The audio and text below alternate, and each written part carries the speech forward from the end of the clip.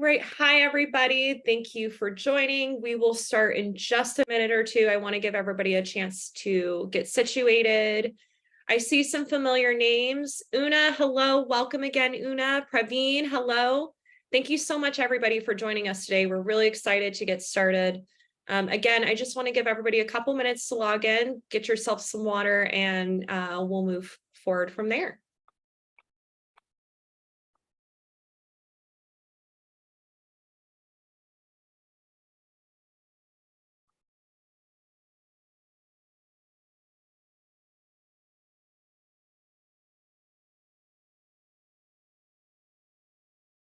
Looks like everybody is starting to slowly make their way in. I'll give it about 30 seconds.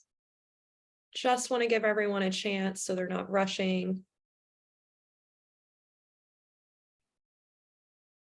For those of you who have not joined an ERP Fixers webcast before, welcome. We're so excited to have you here. For those of you who are joining us again, welcome back. We appreciate you guys sticking with us through the months. Just a few more seconds. Let's get a couple more people in and we will start.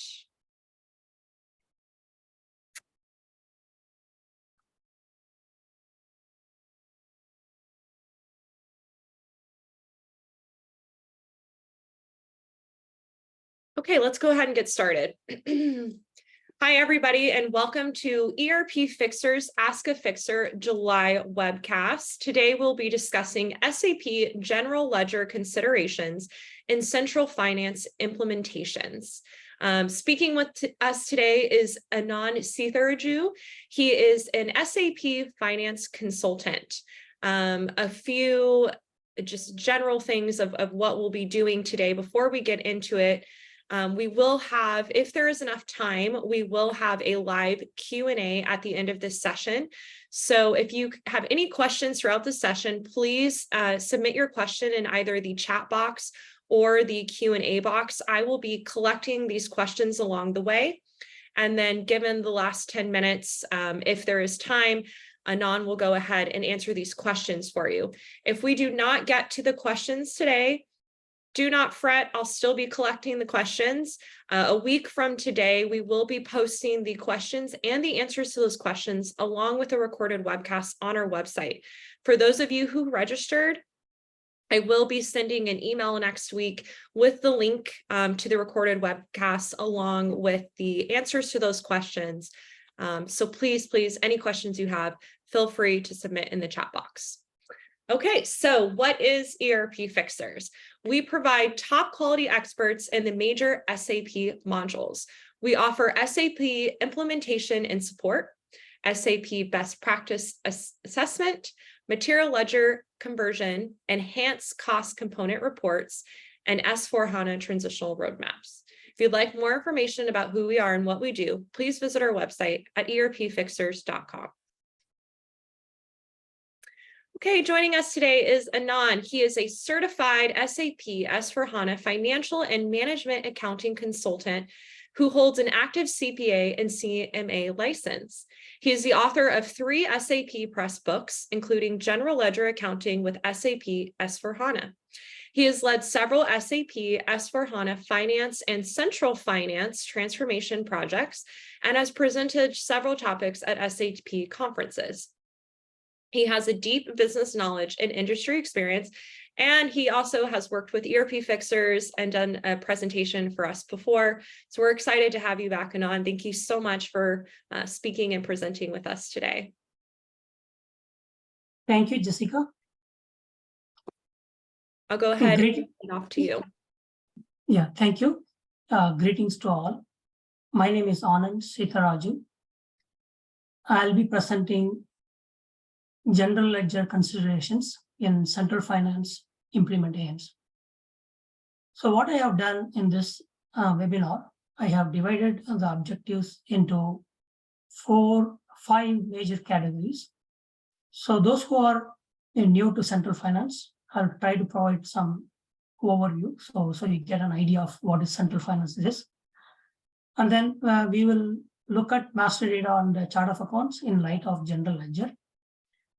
And then we'll gradually progress towards advanced topics such as parallel accounting, document spreading, and currency settings, which are key and backbone for any central finance implementations. And then at the conclusion, we will walk you through with some key takeaways with some good references. And then if time permits, we will answer some questions. Do not worry if you cannot get to all questions. I will try to get back to you. So please confine your questions to general ledger related, because the session is more on general ledger. So let's get started here. The first section is central finance overview. So before I begin the topic, I have questions to the participants. So the first question is, how many of you are using in the process of implementing central finance? So there is a pop-up window on your screen. Just say yes or no. I'll give a few seconds to answer.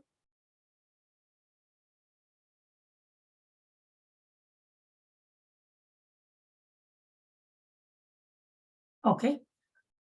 So let's see the results, see what the answers looks like. Okay.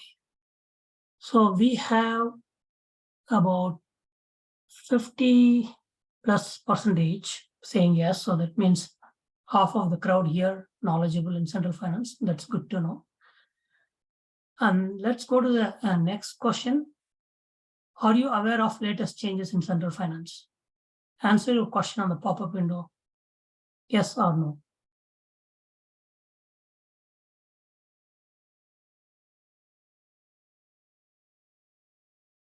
Okay, so let's see the answers.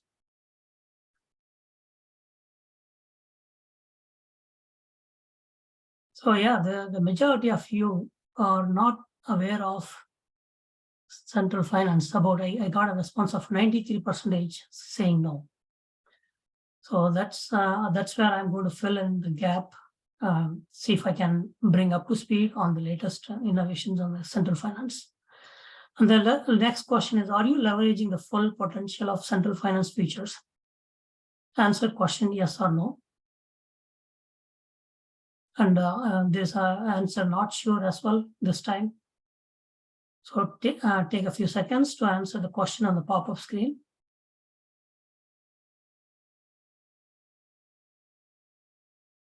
Okay, let's see the answers.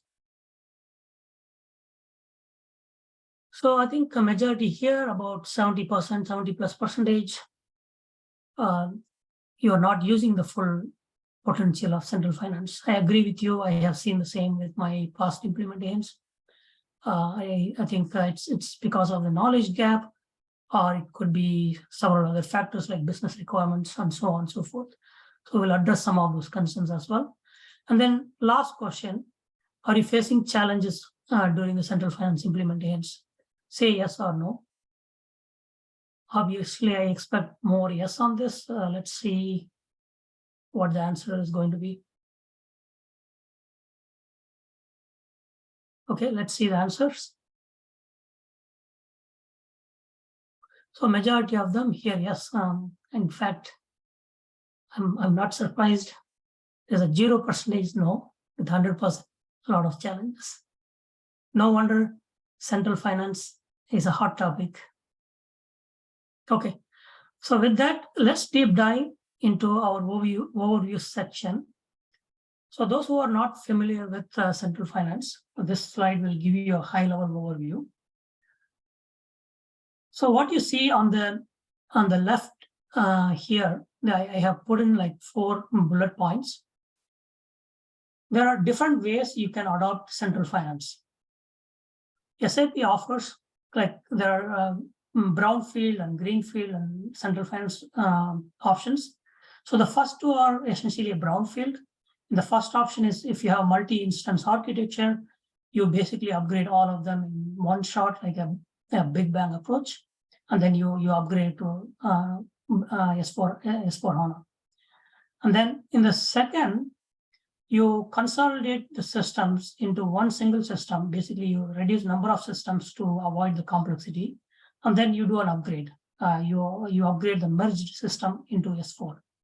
So that's the second way. And then the third way is you start all over new with a hardware landscape along with a completely new set of tools. It's called greenfield approach, where you migrate data from legacy systems, either it's a SAP or non-SAP. So that would be a greenfield approach. And then the last one is the landscape transformation project, where you replicate finance transactions into core instance, S4 instance, and then you use that instance for reporting or for various other purposes. So in a broader sense, these are the options, but again, there are different other, like I didn't include the cloud and all that here, but just to give a flavor of what are the ways to adopt S4. When it comes to the central finance, you have either on-premise or cloud versions, private cloud. And then you can also have a cloud as a source system that's supported, and then that can be connected to the central finance instance. Now, let's look at what is central finance question here, right? A bit more into what the offerings of central finance is. So I have again divided this into 5 different segments. I start with what is central finance. So it's a replication-based system where you bring in all transactions from the source system into one single instance, S4HANA instance. It's basically an application-based versus table-based. What does it mean then? So there are 2 types of SLT. I'll talk about SLT shortly. The SLT in a broader sense, it's a middle layer where central finance uses the technology to replicate documents from a source system. So it can be either table-based or application-based. Table-based is you basically move the content as it is from one table to the other table on the right side, from left to the right. Application-based means you extract data, but you repost complete document in the target and the central finance system using the configuration leveraged completely on S4. So that's the application-based. It's not like just mere copy. It just you replicate data, but you call the posting job to post finance transactions. And then it's a way of customers leveraging S4 quickly without interrupting the source systems. And then you also use central finance either for standard GAAP reporting, or it could be for group reporting or internal management reporting. Now, when it comes to the master data, the things you should aware of from a central finance standpoint, you can harmonize. If you have multiple systems, you can harmonize master data from different source systems. You can, using that, you can do a group reporting. I mean, the harmonized master data would help define your org and group reporting. And you can also integrate with master data governance or any other third-party master data governance tool. You can integrate them seamlessly. And then centralized processes, there are quite a few. This list is keep growing every release of central finance. I have listed a few, like central payments, central capital budgeting, central cash management, and so on and so forth. These things are considered as a shared services where you want to centralize processes in one single system if you have multiple ERPs. This is where central finance shines, where customers take advantage of. Now, in terms of features, there are quite a few features. Again, the list also grows in this segment where SAPs keep adding new features in every release. You have standard FICO transactional data, and then there are other type of replications you can do, like, for example, classic PCA, you can replicate for reporting, and you can replicate cost estimates, activity rate, activity type, and so on and so forth. Essentially to leverage cost of goods sold split, variance split, those type of activities you can perform. For operational reporting, SAP offers what is called accounting view of logistics. We call it as simply AVL. This is where we can extract sales order, purchase order, billing, invoice information from the source system. You can use that information along with finance data to report on. And then the last section here, I want to discuss quickly what tools are used. Obviously, you have S4 box, and then there is an SLT layer, a landscape transformation server. And then you also have a AF, error handling tool. And then you use S4HANA reporting tools, such as like you have Fury, Lumira, Analysis for Office, SAC, and so on. So all the tools, reporting tools available in S4 are available for central finance reporting. So with that last section, I want to expand a bit more to give a idea of how the central finance data flows, right? So on the left, you have source systems. This could be your SAP ERP system, where you are running central processes, like all the day-to-day operational processes you perform on SAP ERP systems. And then you also have in the middle, you see there is a platform that basically helps to read data from the source system and replicate to the target system. And then the third, on the right side, if you see S4HANA, this is where the documents gets reposted. So just a quick note, between the source system, you have a SAP and non-SAP. For SAP, the staging table sits right in the source systems. So it's a database trigger based. So the moment there is a posting, the staging table captures the data and then sends it to central finance.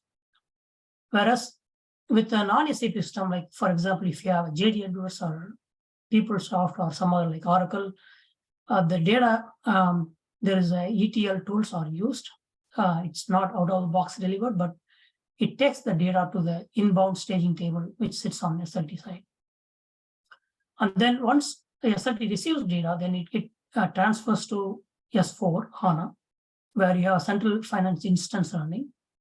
And then it goes through a series of business mapping, key mapping, value mapping, and then if there are like you have enhancements made through central finance body, it will use that.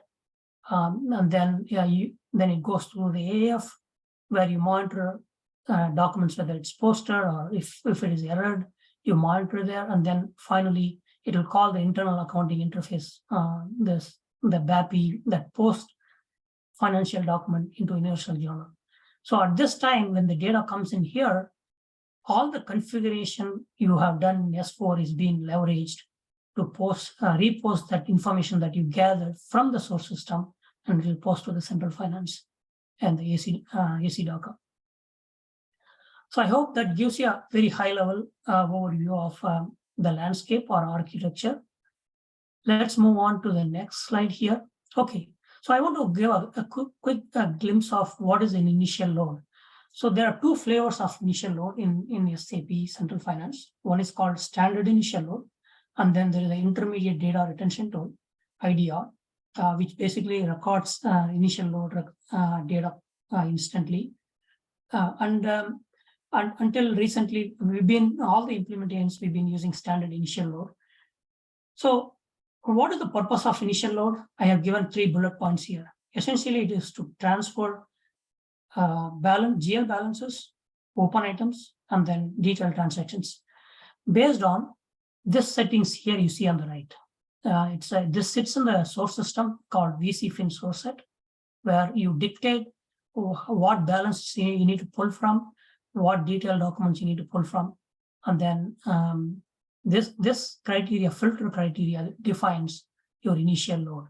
And then the initial load goes through the RFC call, not the SLT. So if you go back for a second, I didn't highlight this here. This scenario here represents online replication mode. For central finance initial load, it goes through an RFC call. I mentioned it here.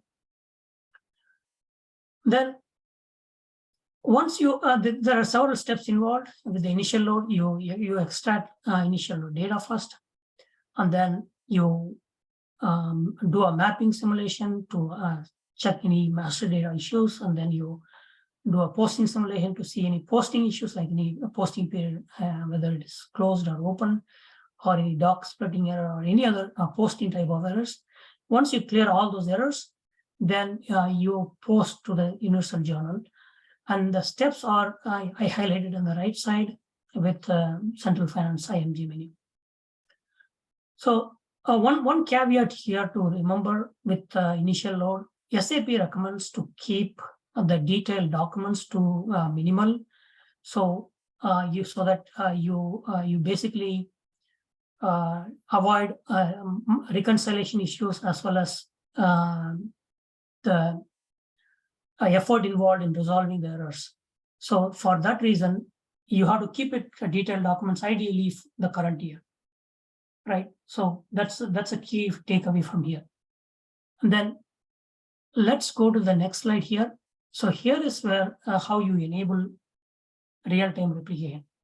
So in a high level, these are the 6 steps I have given. But again, this vary every project. There could be 50 steps or there could be 100 steps. This can be expanded to. Depends on the complexity and how many steps you have in each business scenario, right? In a high level, you configure AF and you activate AF, and then you activate SLT for an online replication.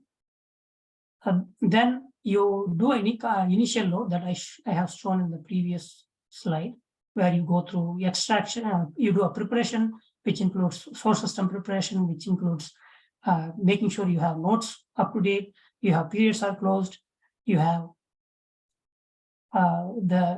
you have done all the source system checks. For example, you have withholding tax preparation, make sure it's up to date on withholding tax and other such parameters. You do a preparation and then you do extraction, and then once extraction is done, you do a simulation and you do a final posting.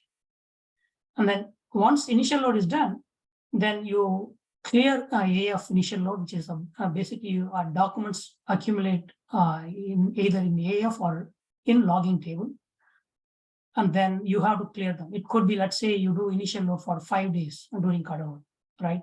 So there could be worth of 5 days of documents sitting in bulk initial load, which is not posted in the universal journal yet. And you do not want to post this yet because the precedence takes initial load, right? So initial load, there could be a lot of documents. There could be a follow-on document sitting on this bulk load. So we do not want to post this AF documents until initial load is 100% done. And then once that is done, you activate real-time replication using the runtime config, and then you activate CPA if it is in scope. Then you basically monitor using the AF tools. So that's in a nutshell, high level. You can see on the diagram at the bottom that shows the same thing. In the initial load, you bring in open items, balances, and then detailed documents based on the CFIN source set, and then you switch replication at some point to go live. Okay, so our next section is on general ledger master data. So on general ledger master data, you have to keep in mind, it's not just for Central Finance, for any S4 implementation, accurate master data is key to success. You all agree with me. To support both internal and external reporting, also tax requirements, accurate master data is essential, that you have to get to the level of details you need so that you capture all the information for reporting purposes. And then you also have to define to be model much earlier, like especially the cost centers, profit centers. There will be always confusions when you harmonize multiple systems. What would be my future state that will support me for the next 10 years or 15 years? So you have to have that end vision in mind and make sure if there are mergers happening, like how do I handle those situations? So you have to think all those scenarios before you finalize on the to-be model. And you also have an opportunity to harmonize the data, master data, where you bring in more systems, which is very time consuming. Oftentimes, this is where it takes a lot of time. Master, like especially the general ledger, cost centers, profit centers, you spend a lot of time harmonizing. Okay, what would be my attributes in the target system? What would be my attributes in the source? So you spend a lot of time. One thing you need to align on is whether you have any how your data needs to be derived, right? So that's where the tools available in Central Finance in the MDG mapping repository. There is a key mapping, value mapping, and the mapping action provided. You can see on the left on the table. So this is basically to help you to whether I want to derive my value in the target, or I'm simply passing through. Like if I have a data element, I have to map to us. Let's say I have a GL account, I want to map to an equivalent GL account. So you do this exercise on the left, where you are using these tools, key mapping, value mapping, whether I want to retain the value coming in from the source, or do I need to translate that to equivalent target, or do I need to rederive it in the target, or above and beyond, do I need to do some changes, especially enhancements, like I need to apply some custom rules. So you need to determine all this using these tools. And then when it comes to the ALE IDOC technology that is being used mainly for projects and work breakdown structure replication. And then keep in mind, Central Finance do not replicate all master data, only a few, like for example, cost objects, like internal orders gets replicated. But things like general ledger, customers, vendors, material, master, all this master data is not replicated to Central Finance automatically. So all this needs to be dealt with tools or master data governance tools. You could use IDOC or a data services, or it could be some third-party tools to keep the master data in sync with all your environments. And then especially when it comes to the complex rules, I want to use some custom rules, okay, with the combination of a GL account, cost center, and with certain customer criteria, I need to map to this GL account. If you have that type of scenario, then that's where the CFIN body comes to play and help you do that enhancement. So anything not supported out of the box, you have to use CFIN body to enrich on the Central Finance side. So from a general ledger master data standpoint, I have highlighted a few things here.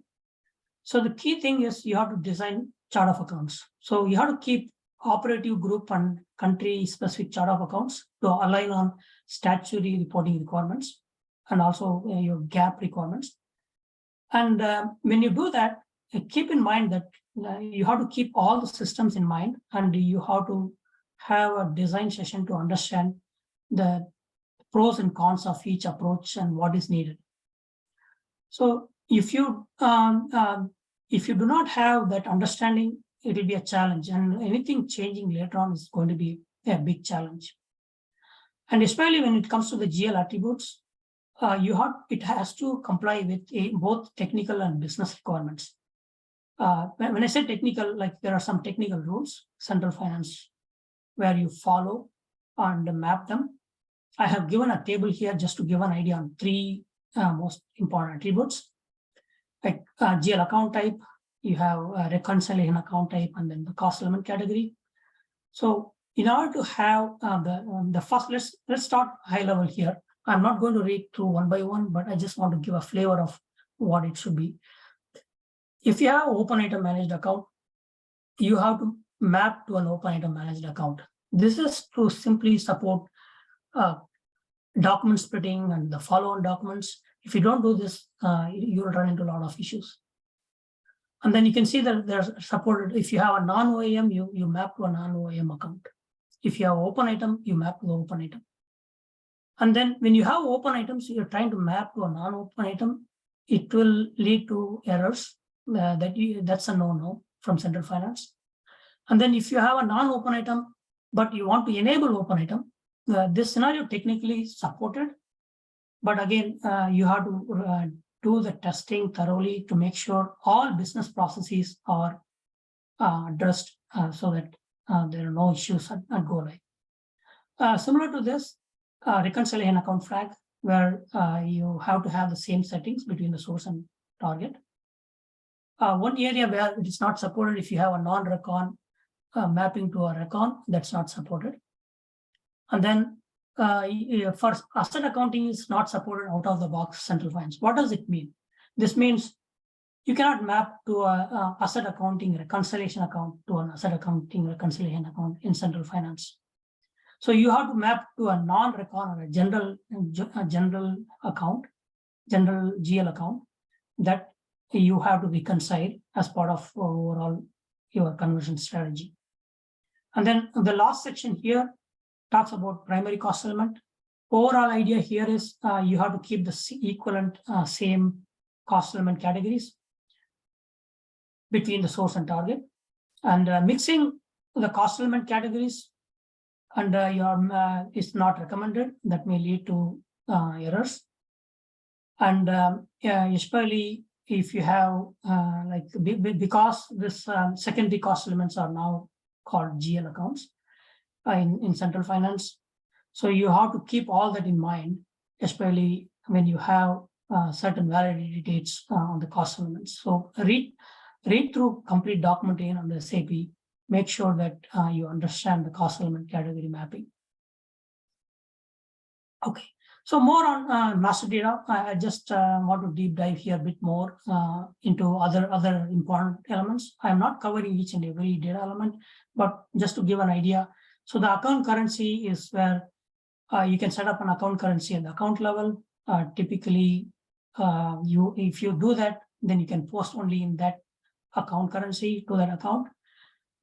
If you do many to one mapping in central finance, in that case, you have to be careful if you do this, because some accounts from the source may not have the settings, so you may run into errors. So as a general recommendation, you keep it, leave it blank or default company code currency. So that way you can post any type of currency on this. And then balances in local currency. This is especially true for GRIR account, where you have to set a balance in local currency. So the flag must be identical between the source and target.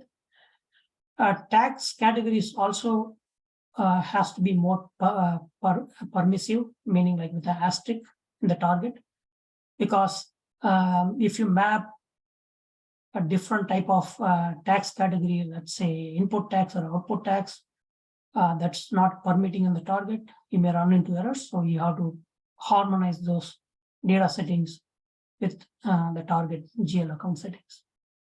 Posting without tax allowed. This is another flag where the flag must be identical, especially when you have a many to one relationship. So it will make easier. And then post automatically set up. Usually this doesn't impact, but for the data consistency's sake, you want to keep it identical between the source and target. And then there is other parameters here, like the sort key, and then you have the field status variant and the open item ledger specific postings, where you have to make sure these are aligned between the source and target with identical settings. And if anything you want to change, my suggestion is you test it in sandbox or in local environment, like a lower environment in like dev or quality before you apply this in production. Okay, that's a nutshell on GL accounts. I hope you have gotten something out of that. Now let's get into the parallel accounting. So in the parallel accounting section, I have listed here SAP offering of different parallel accounting approaches. You have a company code approach, which is kind of not recommended at all. There's an accounts approach, and then there's a parallel ledger, and then there's a parallel accounting solution to ledger solution, and then you have a universal parallel accounting. So out of this listing here, SAP strongly recommends parallel ledger approach for central finance or even S4. The universal parallel accounting, which is a new feature introduced lately with the note, I have highlighted the note.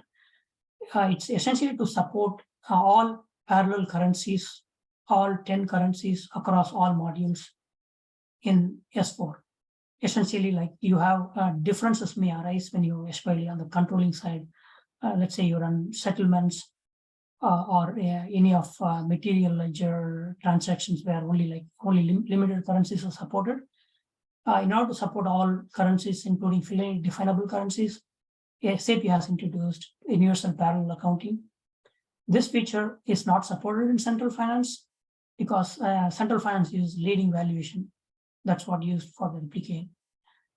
Now let's dive into parallel ledgers concept, and then I'll get into Central Finance more closely. From a parallel ledger standpoint, you have different type of ledgers. They are all called standard ledgers. Like you have a leading ledger and non-leading ledger. Leading ledger is it meets most of the statutory requirements that you are for the main gap, and then it's assigned for all companies by default. And then for non-leading ledger, you assign it at company code level, and this is to support local gaps, especially where you have a varying fiscal year variance. For example, best example is India, right, where you have a different fiscal year that we implement in SAP solutions. And then you also have something called extension ledger, where you post delta values on top of extension ledger, and then it's stapled with one of the base ledger.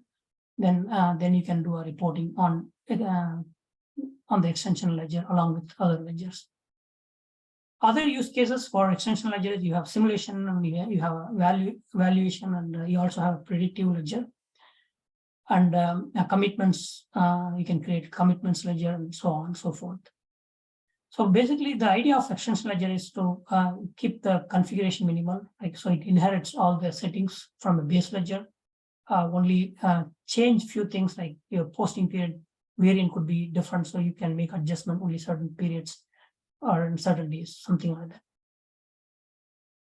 Okay, so with that background on parallel accounting, so I hope we can switch to Central Finance now. With Central Finance, the recommended approach is parallel ledger approach, right? So initial load extracts based on the it's extracted per ledger. So what that means is it uses the leading ledger, especially like if you have fiscal variance assigned to ledger, it follows the leading valuation and it extracts the data based on that. So the recommendation is always to keep one-on-one for easy reconciliation. If you have different settings, you may run into reconciliation issues. So the recommendation is always keep align the fiscal year variance between the source and target. For implementations, I have seen where we have a deviating fiscal years. Initial load uses the fiscal year variant of a leading ledger. So especially this is true that when you have a new GL as your source. So basically what SAP does is it rederives the period from the leading header posting date. So this is key to understand because to align on the ledger posting on the target and also make the reconciliation is much easier. And then you also have set, keep in mind the CFIN source set is not ledger specific. It always takes the leading valuation in source. And also keep in mind open items that are considered for the ledger group are not supported in the initial load. But an ideal case, I mean, in initial load, we have, let's say you have left the ledger blank in the source system for the transactions, it will flow to all ledgers configured in the target. If you have ledger specific postings, then it will go to that corresponding account which is set up with ledger specific posting. And then open items, again, not fully supported in CFIN. I have given some reference here. Look at the note and bullet point 70. That will give you more idea of what I'm speaking on this topic. And then on the fiscal year, so on the right side, you see on the online replication, very much similar to initial load. It's assigned at ledger level, like you have to align one-on-one for the fiscal year variance. Documents posted without ledger, post to all ledgers. Ledger specific postings goes to ledger specific accounts configured in CFIN. This behavior is independent of however many number of ledgers you have. So, and one note I want to say, customers with classic GL, keep in mind special purpose ledgers that are configured are not supported, except that ECPC is one scenario where you're bringing in the ECPC classic ledger, you're replicating through that configuration. Besides that, in general, special purpose ledgers are not supported. Okay, so in my first slide on the parallel ledger, I highlighted this. SAP has introduced one solution, which is a CFIN accounting ledger solution, which is a customizing option SAP has offered with version 2020. So with this option, where you can map the source GL accounts to a specific ledger group. So you can assign the GL accounts or a range of GL accounts to one ledger group, and then you can post during initial load as well as on the online replication. But keep in mind, there are several restrictions SAP has limiting with this feature. So aware of these restrictions. Accounts which are not configured is not supported, and you cannot do a cross ledger clearing. And then there are other scenarios here I have listed. Just be aware of the balances on the ledger group must be 0, and then you have to have fiscal year variance and currency should match between the source and target. So you have to keep that in mind. And then on the right side, you can see I have given you the menu path where you can configure on the Central Finance, and then there an example configuration how you can assign a source GL to target. And the account range here cannot overlap. That's one of the restrictions with this configuration. So with this with this solution, along with other solutions that SAP offers, you'll be able to consider all the parallel ledger requirements. Keep in mind, parallel ledgers always driven off from a statutory local requirement standpoint.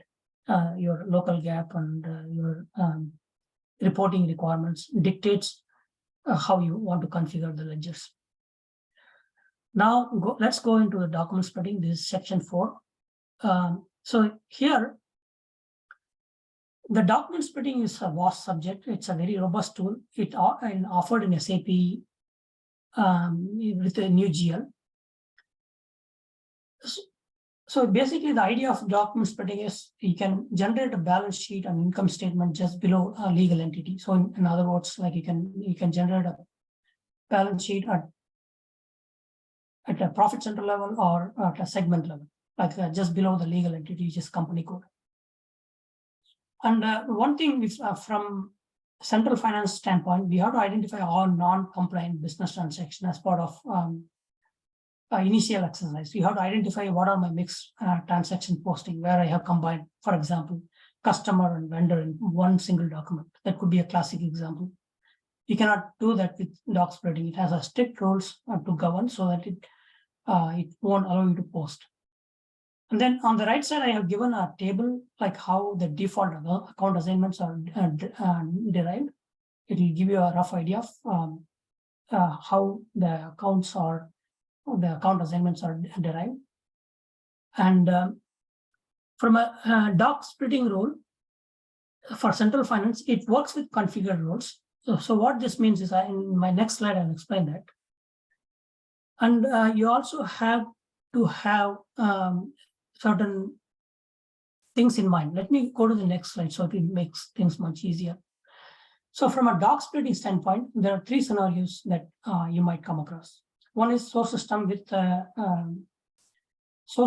GL or S4HANA GL, right? It could be a cloud or S4HANA. And then you could also have source system with classic GL, and then there's a third-party system. So for the first one, you have to have identical settings between the source and target.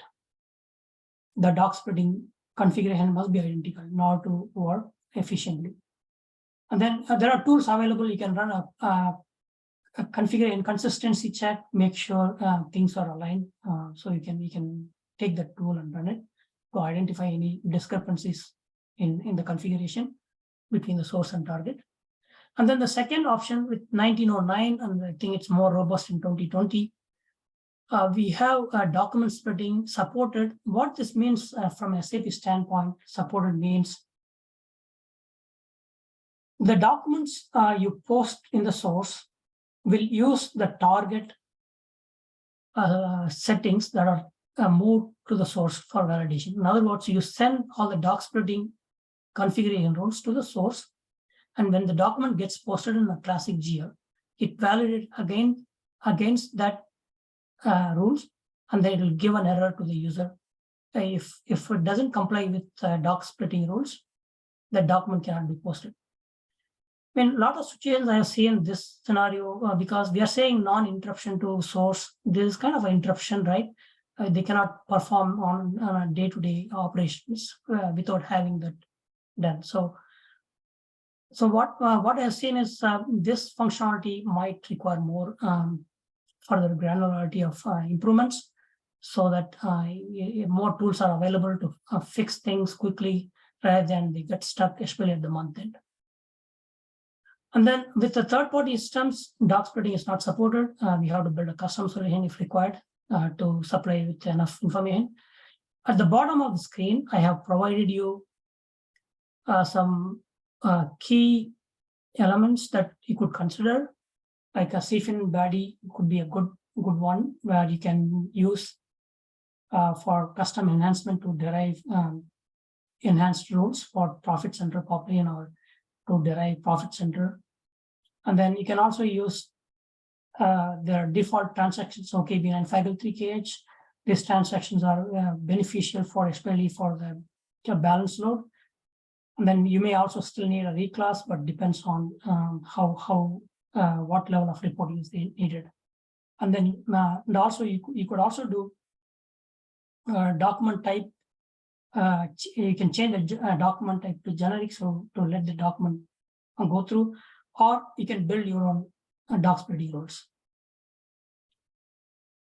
All right, so the last section I have here is the currencies. From a currency standpoint, you have to keep in mind, again, this is also driven based on the local and statutory requirements. From a FI standpoint, FI currencies, when we say FI currencies, especially we are referring to the integrated FI currencies, meaning like it's a BSEC currencies. So it's fully supported with the FICO and material ledger, right? But in addition to that, we have now in ACDOCA 8 freely definable currencies. And then these currencies can be used in the central finance. And at the time of posting, whatever comes from the source, let's say you have 3 currencies in the source, transactional, company code, and group currency, that gets posted. And then SAP also recommends currency type 30 for controlling area currency. And then when it comes to the FI currencies, the BSEC currencies, yes, SAP recommends to keep it minimal. Like you have to keep less FI currencies in CFIN. Right. With that, there are some guidelines, recommendations I have put together in this chart or at the bottom. A currency code settings must be identical between the source and target. So especially this is true for company code and ledger combinations. So you have to make sure you have these things are set up correctly in the source system and the target system. And then you can also, the configuration must be done in the target, especially with the currency translation rates and exchange rates. Those are all prerequisites. And then with integrated currencies, there are some, you have to have an identical currencies between the source and target. Especially this is helpful for clearing transfers or whenever there's a follow-on documents, like you have currency fluctuations due to that, there's a gain or loss generated. In those situations, we need to have the identical currencies between the source and target. I have in the next page, I have those few scenarios to go through, and there is an excellent SAP note that offers these details. We can look at that. And then for freely definable currencies can be introduced, but keep in mind AA subledger is not supported, that you have to keep in mind. And any currencies that you have to keep, especially like controlling area currency, which is If you are trying to do a transformation, that's not fully supported, but technically feasible, but you have to test it before you completely start using the functionality. Now, as I mentioned earlier, this I have put together. This is coming in from an SAP note. So let's say I have highlighted 4 different scenarios for our understanding purpose. So you have all local currencies defined. You can see here all the local currencies 30, 40, and of course company code currency 10. So so if you have done that, you can you have to keep the same currencies in the target. So 10, 30, and 40 on the CFIN side. And then in addition to that, you can also maintain freely definable currencies. For example, here I have Z1 as an example, right? I think there is a typo here. This 40 shouldn't be here. Okay. So then you have, let's say, if there's no, in the second scenario, if there is no local currencies, you cannot configure local currency in the target. This will lead to errors. However, you are free to create additional freely definable currencies, as you can see on the right. In the third scenario, you have FI currencies in CFIN, like for example, 40 here, but you have not configured here anything in the target. This 40 can be dropped or deleted from the CFIN posting. And then the one other option you could consider, if you have a second and third currency as a global currency or freely definable currency. So you have 30 and 32 that you could map to global currency or freely definable currency. So I think all these variations, you have to test it, make sure all business processes are functioning with these changes or introduction of the currencies. Okay, so in a nutshell, if you have FI integrated currencies, we have to keep it same. If you don't keep it, it's not it's not supported. And SAP recommends enabling freely definable currencies. And transformation of controlling area currency not supported, but it's technically feasible that you have to go through the CO currency and what has been converted just to confirm it's functional in a sandbox or a dev box. And then you have CO document splitting that posts to CFIN with the same amount in CO currency. Hard currencies like you have in the source are not supported in Central Finance, but especially in the initial load. So you have to confirm the functionality, what you want to achieve with this. Is this going to be used in the target? That could become a freely definable currency in the target. And above all, SAP offers managed currencies to introduce a newly freely definable currencies in the target. But keep in mind, it's always better to introduce the currencies, especially freely definable currencies, at the time of implementation rather than late, because introducing a currency will take us as a separate project, which you do not want to go through. So I think the recommendation is always consider to include, even if that's not used in the current phase or in the next couple of phases, always include it, keeping future in the mind. Okay, so what are my key takeaways from this session? The first thing is a Central Finance offers an opportunity to leverage S/4HANA features quickly without going through a big upgrade project or where there are multiple instances involved.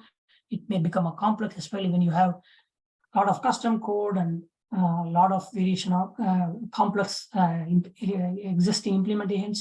It's very hard to migrate or do an upgrade quickly. Then Central Finance could be a good path forward.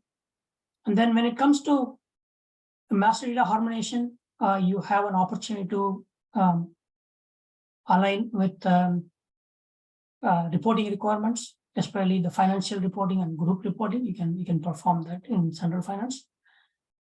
But keep in mind, the harmonization is most time-consuming activity, and you have to spend some time to understand the key takeaways that you have to do for master data harmonization. Are aware of technical business restrictions, technical meaning like strictly CFIN enforces, like you have to have OEM mapping to OEM, whereas business extension could be, there could be a reason where the business has been followed a certain specific process. They cannot simply alter that process. So you have to be aware of both in order to effectively design master data harmonization. And then know your local and management reporting requirements for parallel ledger, because that's what drives parallel ledgers. And understand the limitations with the parallel ledger. And also keep, especially the initial load, the parallel ledger requirements, keep that in mind. Identify any non-compliant business transaction for doc splitting. Doc splitting is something that is always challenging. I have seen customers struggle. You have to identify all the business scenarios so that you can effectively design doc splitting functionality between the source and target. And then also review statutory and local requirements for CFIN currency capabilities and understand the limitations. And here are the few reference books that I recommend. This is the first one is my book on general ledger accounting. I have gone in depth on parallel accounting and currencies. I have pretty much covered most of the scenarios. Please feel free to refer to this book. That would help you understand the fundamentals as well as advanced topics. And then there's a central finance book in the market you can refer to for the overall central finance solution. And then there's some keynotes available. You have central finance frequently asked questions, very informative, very you can go through the limitations. It helps you understand what are the central finance offering and limitations. I think, in my opinion, you should bookmark this note on a day-to-day basis. Visit, because this note gets updated almost not necessarily every day, but very frequently. And then there is a doc splitting active in central finance, not in source. There are some guidelines. And then there is allowed currency configuration, the settings I was showing you earlier.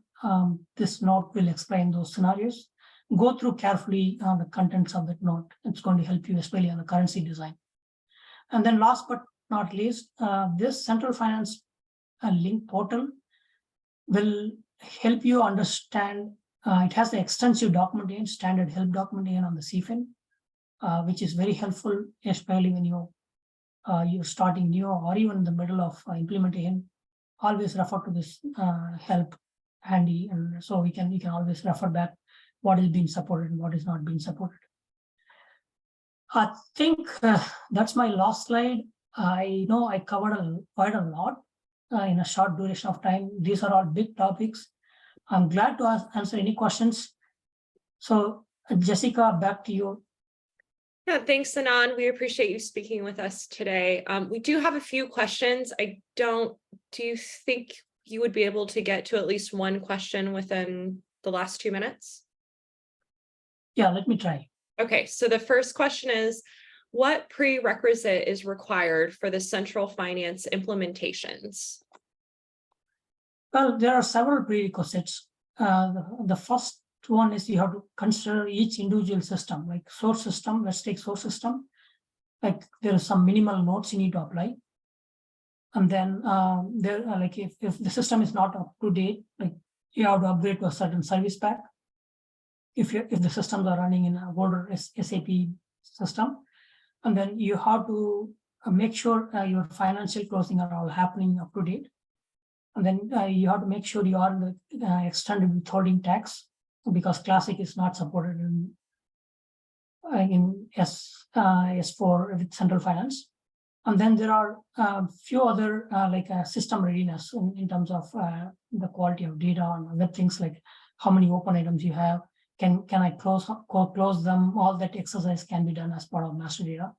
But overall, these are the 3 points I would consider: the notes, and then the withholding tax readiness, and then the closing of subledgers. These are the 3 things I would keep in mind. I always ask you to refer. There's an SAP note that gives you a list of points for the source system readiness. Similarly, you have the same thing in the target as well, like in the central finance and the SLT. There is some minimal level of notes and content needs to be updated. Thank you for that. I will say for the essence of time, since I don't want you to rush and we will be posting these questions, we'll go ahead and end the webcast for now. Everybody that attended, thank you so much for taking time out of your day today and listening to our presentation. For those of you that submitted questions that we did not get to, these questions, as a reminder, these questions will be posted on our website next week. All of you guys registered, so you will be receiving an email next week with the copy of the recording to this presentation, as well as the answers to those questions. Anand, thank you so much for another awesome webcast. It's a pleasure having you as always. And thanks again, guys. I hope everybody has a great, safe rest of your weekend. Thank you, Jessica, and thank you, everyone. Have a nice day.